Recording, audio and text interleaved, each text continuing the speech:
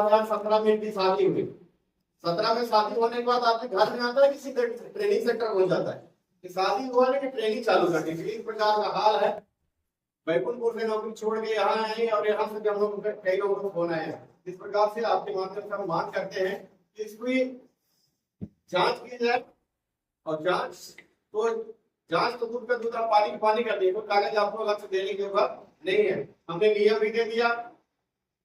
बहुत सारे ऐसे फर्म का अनुभव प्रमाण पत्र है संस्था का जो कि 2007 से 2017 से 2005 से शासन का के नियम है और सोसाइटी का जो नियम है धारा 27 और 28 हर साल को आपको जानकारी देना पड़ेगा। रिटर्न में लिखित में जानकारी देना पड़ेगा और आपका आय व्यय की जानकारी आपको सीए के माध्यम से देना पड़ेगा। एक साल के अंदर आपको 45 दिन का टाइम मिलता है। 45 दिन तक आपको जमा करना पड़ेगा। लेकिन चाहे वो राजू ये आपके एक जो बड़े पैमाने में हुआ है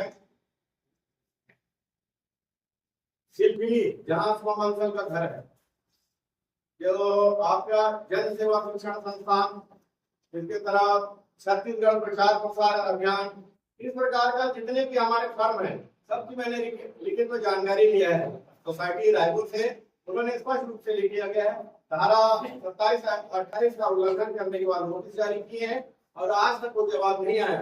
नीता पांडे के मामले में जो कोरबा और चांपा जांजगीर में हमने जो जानकारी मांगी थी, जानकारी नहीं लगने के बाद धारा 27-28 के उल्लंघन नोटिस जारी किए।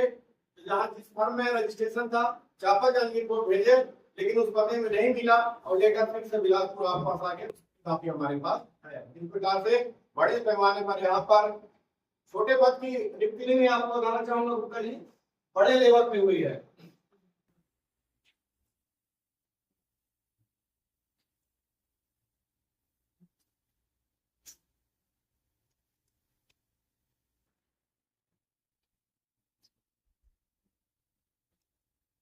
ये देखिए हमने जांच करने में कलेक्टर को तकलीफ न करके बिल्कुल हमने बना दिया है 28 का नाम। इसमें पलटेंगे समय लगेगा इसलिए पूरा हमने सबरी के 11, फिर उसके बाद सेकंड में आपके आ गया सरगुजा राजीव का उत्थान समिति सिलसिली सूरज सीरा जी वाला रिटर्न किया कि अपना तो जाएगा सीए को करवा देगा। वो रिटर्न में दिया धारा 28 में जानकारी दी है कि हमने डोनेशन से चलाते हैं। जब आप डोनेशन से चलाते हो सीओ का खर्चा आप कहां से दिए। इसके बाद जो आपके वहां पर संबंधित चाहे वो सामाजिक कार्यकर्ता हो, परामर्शदाता हो, फिर आपके चौकीदार हो, समन्वयक हो, काउंसलर हो, तो सबको ट्रेनिंग आपने नौकरी में रखा। 12-12 हजार आपने वेतन दिए, कहाँ से पाए। इस प्रकार का हमारे जिले में हुआ है। ये अपराध की श्रेणी में आता है। हम कलेक्टर से भी मांग करेंगे, मुख्य सचिव और सचिव सब मिलते हैं, उनसे मांग किए हैं इसमें जितनी भी है जल्द से जल्द कार्रवाई हो।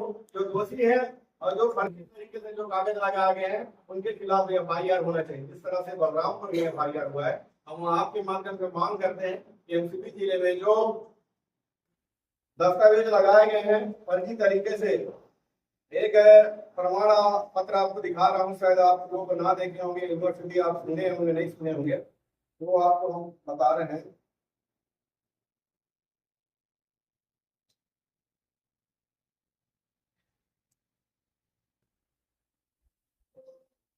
जिस यूनिवर्सिटी को छत्तीसगढ़ में कोई मान्यता नहीं होता है, ऐसे ऐसे यूनिवर्सिटी का भी ग्लोबल यूनिवर्सिटी को सुने आप, ग्लोबल छत्तीसगढ़ में ठीक रजिस्ट्रेशन है, जरूरत पड़ा तो उसको भी लगा दिए।